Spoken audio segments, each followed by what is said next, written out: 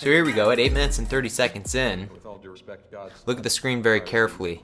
See Jeff Goldblum's hands? Well, what is that? They're down. Landmark technological equation, no. What I mean is that in the last century we amassed landmark technological power, and we've... 15 minutes, 30 seconds in, you see this old man, he's got his hand near the cane head, he's got it near that piece of amber there. And in this shot, his hand is mysteriously moved to the center of the cane. My bloody medicines. Will you excuse me, Claire? Here's a pretty simple mistake. At 18 minutes, 20 seconds in, you got Owen and Claire. Look at Owen's hand. Boom. Now it's moved. Did you see that? Watch it again. You see his thumb is no longer around the Becks.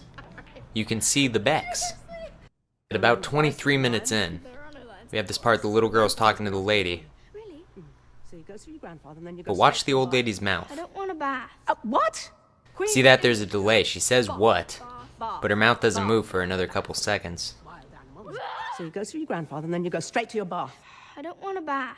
What? Queen's English girl. Bath. Bath. Bath.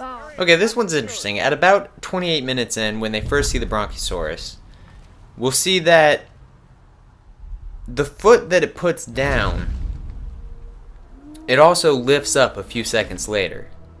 But you don't hear any more thuds. You don't hear the steps of the other feet, which is peculiar for a four-legged creature.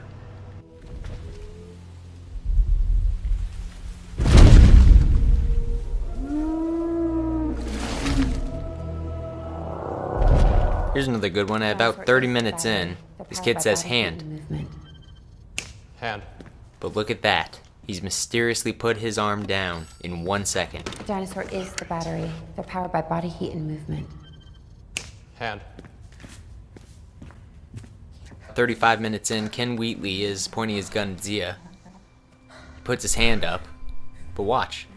The gun has mysteriously flipped to the other hand, and it's his other arm that's up.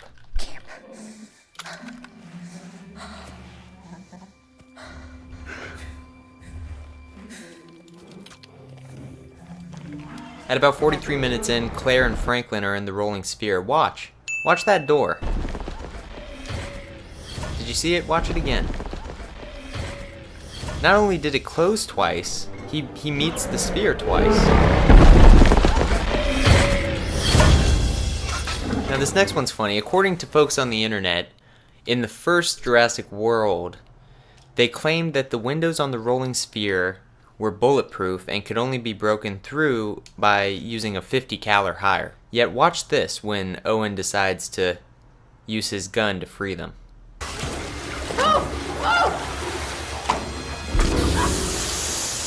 He seems to shoot through it with no problem. Now there's a lot of problems with this sequence, but I don't really have the time. Okay, this one's hilarious. Watch, they're going to the end of the dock there. There's no ramped slope at the end of that dock. Yeah, watch what happens. What is that? It's like the X Games. Let's watch that again. Zero ramp. Just flat drop off. Watch what the truck does. Hold on! She just went off the half pipe. Okay, this one was funny. This is kind of a stretch, but people on the internet say there's no way that this dock would be able to support that dinosaur. What do you guys think? Is that really a mistake? Now this one's interesting. When Franklin gets blood on his face from Blue, it's soaking wet one moment and dried the next. Let's watch that again. Oh my god. Oh my god. Is it in my mouth? Did it get in my mouth? You sure? You're good? Now, at an hour and 21 minutes in, Owen tries to use this dinosaur to break free. And if you look clearly, you'll notice that the door's opening before that next shot. Just like the door to the rolling sphere. Watch again.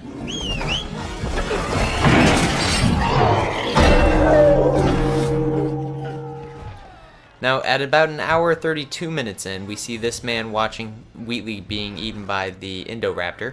He's got a phone in his left hand as he runs for the elevator there. Now there he is in the elevator. Now, the phone has mysteriously disappeared. He has no phone in his hand, but I didn't hear anything drop. I didn't hear anything hit the floor. He didn't put it in his pocket. This one's funny. At about an hour 34 minutes in, we see all these scientists, urgently packing this stuff away. Watch what happens to these test tubes in the briefcase there. You'll notice that one of them did not get completely put in the case, and you can actually see it break. Look at that. If I pause it, you can really see it. That thing definitely breaks. Now watch this one. At about an hour 37 minutes in,